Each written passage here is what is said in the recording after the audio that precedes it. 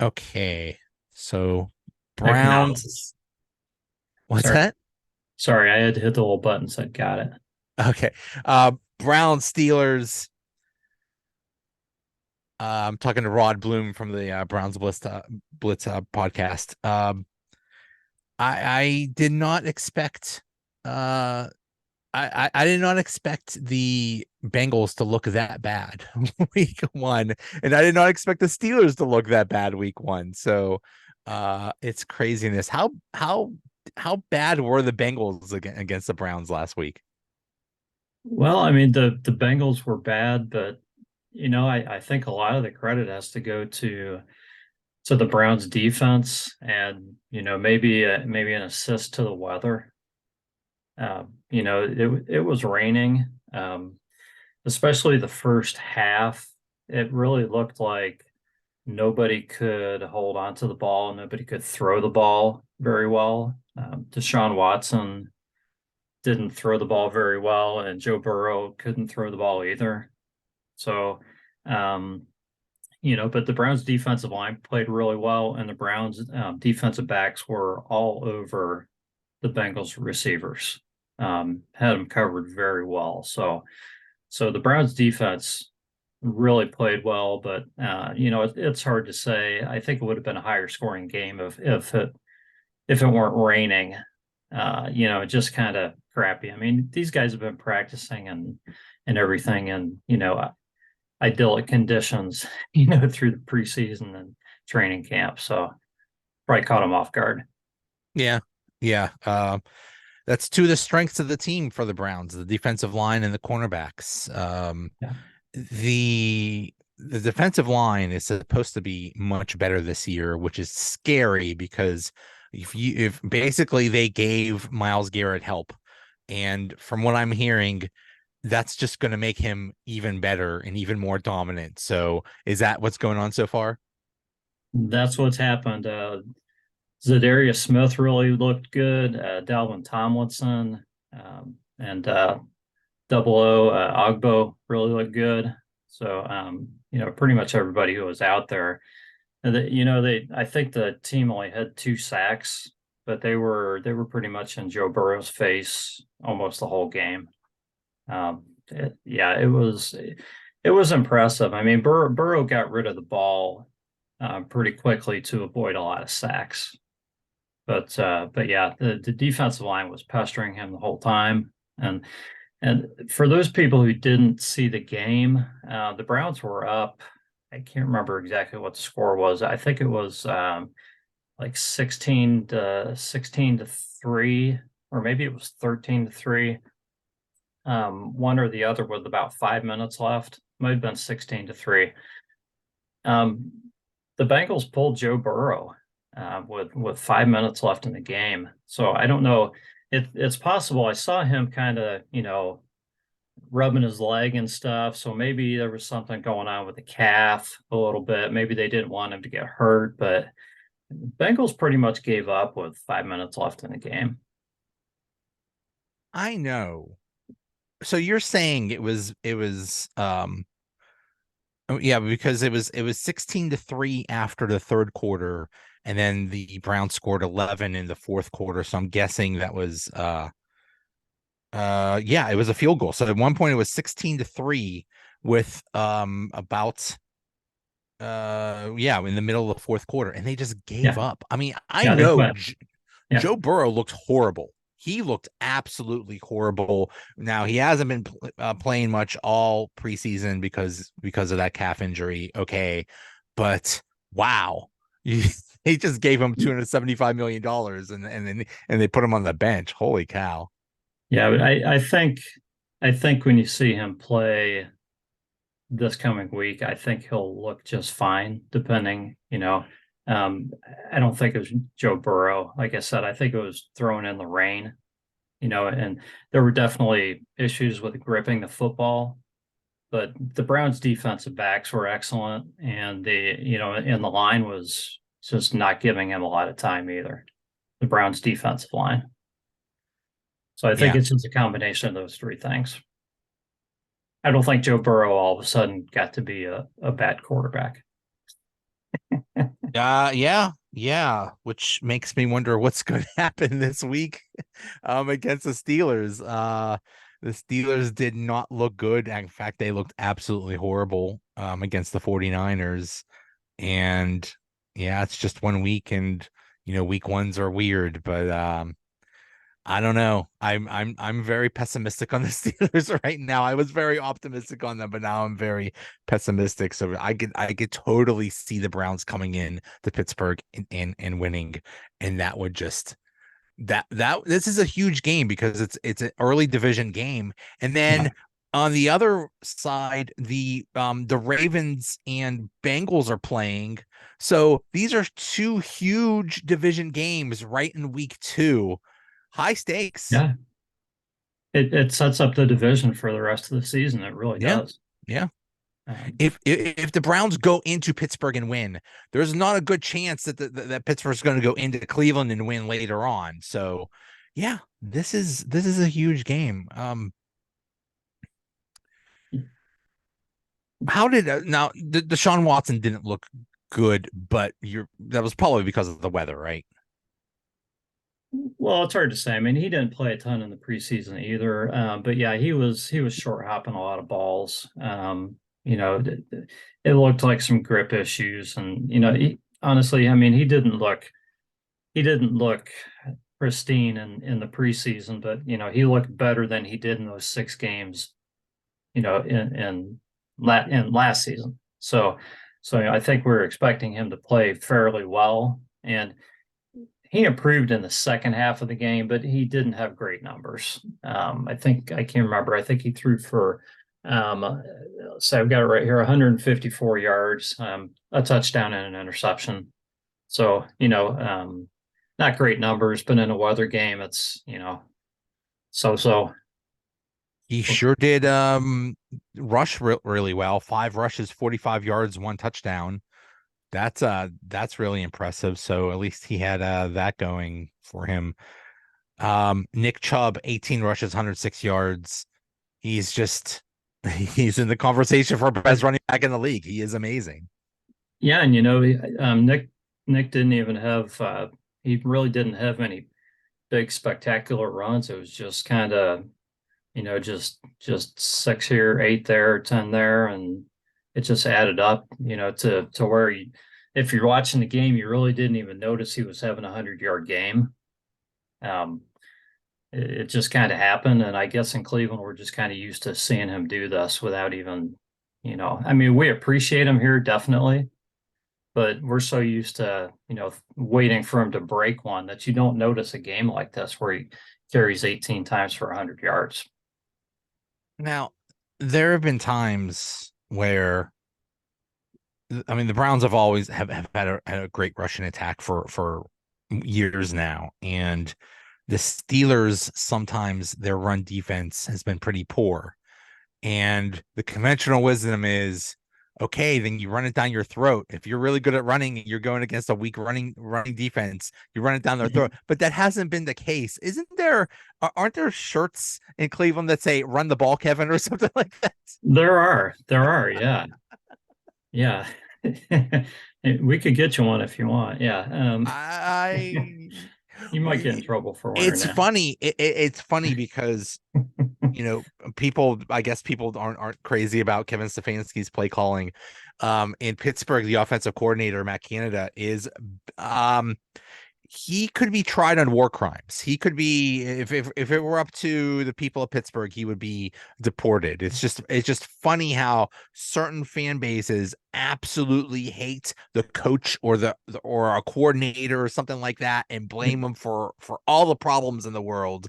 I think fans expect every NFL team to score like 45 points a game, Yeah. and to get every play right every time, and to outsmart the defense on every single play, and it just doesn't work that way. And Uh, use their timeouts properly too, because yes, we're all precisely. experts at that. Yeah, It's like, well, yeah, when I play on Madden, I'm perfect, and why can't you be as perfect as me? I'm better at right. than you.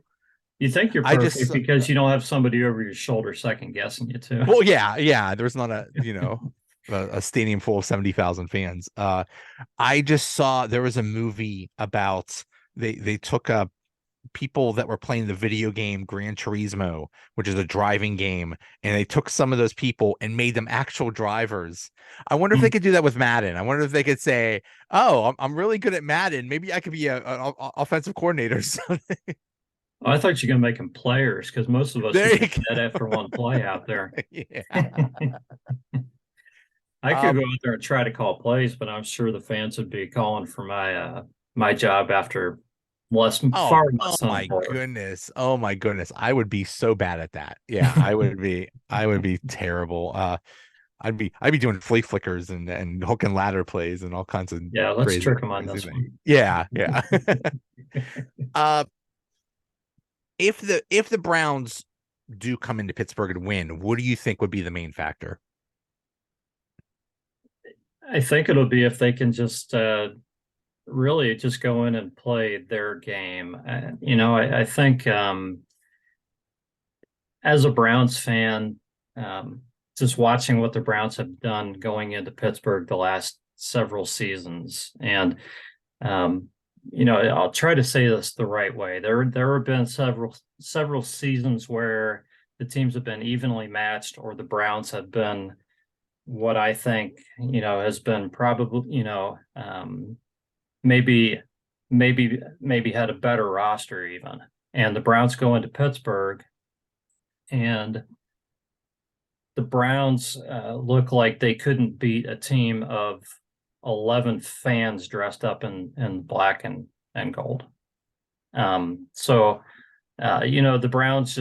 Browns have to be able to play their game. So that means that the defensive line has to play well, the corners have to play well, because if the Browns defense plays anything like they did against the Bengals, I think the Steelers are going to have a tough time putting up a lot of points. Um, I just think that's realistic. And I think this Browns team, as much as the talk was about the offense and the new receivers and the new offense around Deshaun Watson, I think this defense, as we saw in week one, could be what carries this team. And if the team's able to slow the Steelers down enough, I think the offense would be able to score enough points. I could be wrong on this, but I think now, not counting the playoff game in January of 2021, which I wish I could erase from my memory, but not counting that, I don't think Cleveland has won in Pittsburgh for years. I'm looking No, at they like haven't. Field. Again, I don't know the number. Yeah, but it's another one of those things. The Browns this season, like many other seasons, are trying to erase a lot of those stats and just trying to be their own team and not live in this thing of we're the Browns and we don't win, we we get mad and we don't follow our coaches after so many games. That's kind of the phenomenons that the Browns have to erase. It's literally been 20 years. 2003 was the last regular season win in Pittsburgh. Yeah, yeah, and I think that's it sounds like for the Browns psyche, they really need to get off to a good start. Um, they could probably do well if they get off to a slow start and then come back later. But it sounds like just for the mental aspect, sounds like they really need to get off to a good start to have a good season. I think that could be. I think a lot of us looked at the first four games with that next week is the Titans. We'll see what happens there, but and then there's that game against the Ravens. So those three division games. I think a lot of us fans were thinking, wow, if the Browns could go 2-2 in those games, I think we'd feel like we were okay, and at least had a shot at things. I don't, if the Browns went 3-1 in this series, in the first four games, I think people would probably be going crazy. So on the injury front, Jack Conklin, uh, the tackle is I guess out for the year.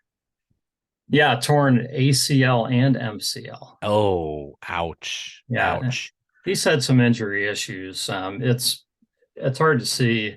I mean, it's hard to see. I mean, all these injuries that have happened, this one affected the Browns, but the Aaron Rodgers and even J.K. Dobbins. I mean, you don't want to see any of these guys get hurt. But yeah, Conklin's missed some time over the last few years. You just hate to lose him in the first game.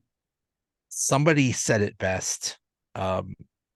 They're basically, because of the NFLPA mandating that there's less practices and during the preseason, and during the season. I don't think they're allowed to have many padded practices.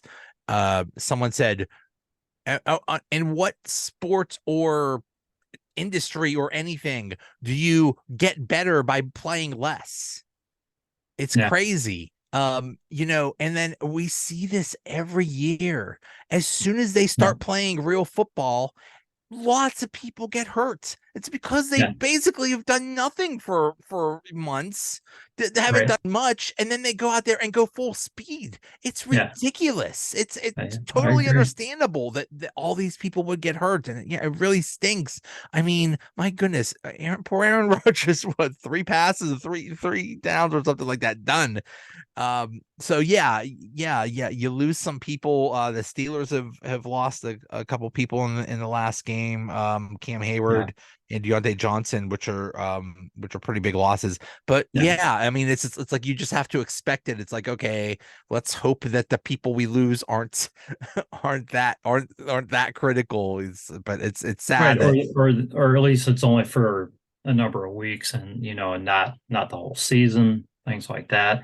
I mean, yeah, Joey, you talk about the preseason and that, and these guys not playing. Well, the Browns had Jakeem Grant, who they signed, who missed all of last season. I can't remember what his injury was. I think a knee or something, and then he came back and he returned one kick in the preseason, and he went down again, and he's out for the whole oh season. man, that So stinks. so I just don't know. These injuries could happen in the preseason. They can happen in the first game of the season. I think the salaries are part of what's happening. I mean, Jack Conklin was making $14 million. You don't want to lose a guy like that in the preseason. Right. Right. So then you don't play him as So much. you Yeah. don't play Yeah. him. So So then maybe he's not getting the activity like you said. So I don't know what the answer is. yeah. Yeah. Yeah. I mean, yeah, people still got hurt in the preseason too. So to replace Conklin is Dewan Jones, who is 6'8", 375 pounds. How do you get around someone like that? They should allow the Steelers linebacker to have like a trampoline to maybe like run it, like jump over him or something like that. Maybe that's the only Hey, chance he has. Like, he's a mountain. he's huge. I got to tell you, when he was playing in preseason, we were watching the replays of him next to just whoever was playing guard next to him, who was like, 6'3", 6'5", and 310, and that guy looked like a normal sized person next to him. Yeah. I mean, Dewan Jones is obviously just a huge human being. But for the people who haven't seen him play, I mean, he played a lot in the preseason. So he went up against some number ones, but a lot against twos and threes. He was outstanding in the preseason. He's got really good feet, which I think probably it surprised me and a lot of other people. He Of can move. course. Of course. Yeah. A giant guy that can move. I mean, these are all just freak Well, he's another one of athletes. those guys I think who played basketball in high school or something. There you go. And then Okay. he's probably put 100 and some pounds on since then. So, obviously he's probably not the fastest guy out there, but when you see him move, it's pretty amazing.